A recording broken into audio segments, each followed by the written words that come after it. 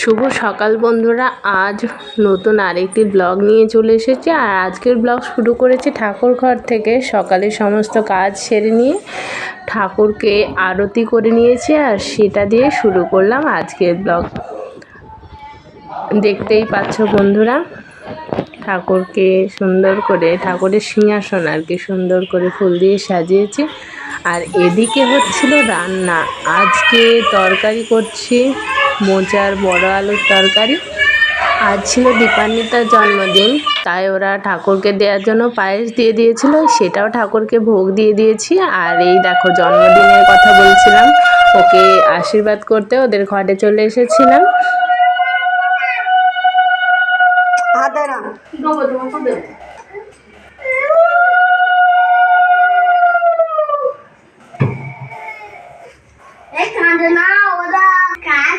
দেখে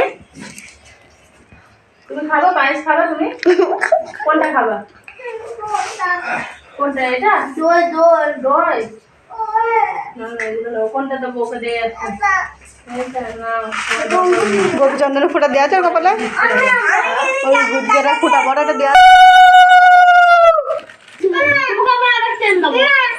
আমি তোকে পরে দিচ্ছি, দাঁড়া, বোনের হাতে থাক। আরে ওটা থেকে ফোঁটা দিচ্ছে কেন?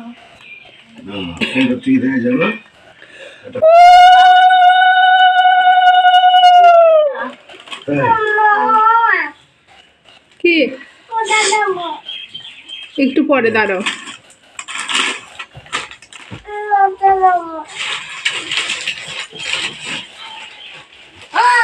থাক থাক, আমি ওর থেকে চেয়ে দিচ্ছি, নিচে নিলাম কাঁদবে।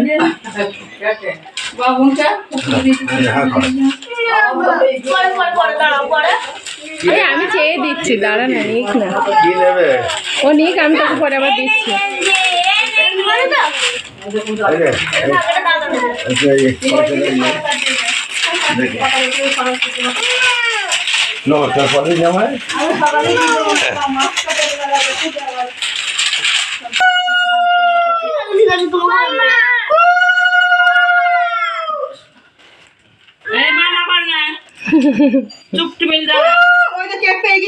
দাদাকে একটা দিবা, তুমি একটা নিবা, যাই নিবা।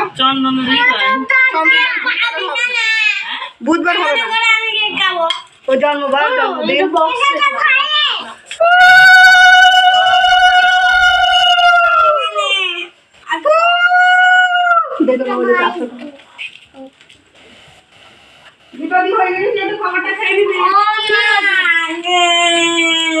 কি বলছিস তুই? কি বলছিস? পরে নিস, দাঁড়া, এখন তো তাড়াতাড়ি ও স্কুল যাবে, তাড়াতাড়ি করছি তো।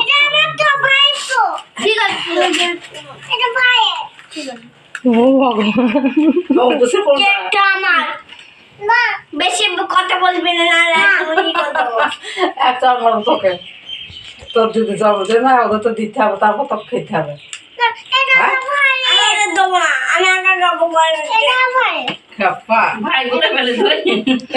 আগাম নিয়ে রাখছে, যার পেটি হোক না কেন, আগাম নিয়ে রাখি খাবারটা।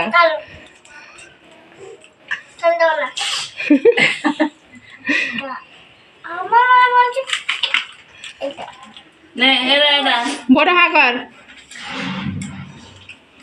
আমাদের আমাদের পুকুরি কি করবে?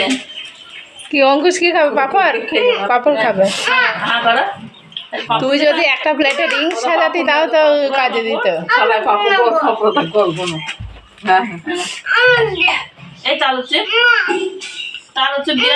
ও ছোট বলে কি চেনে না? বল অঙ্কুশ, আমি ছোট বলে কি বুঝি না? খুব যন্ত্রণা।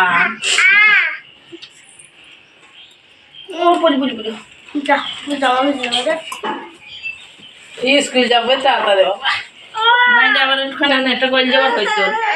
কিছু হয়নি, আমি ঠিক করে দিচ্ছি।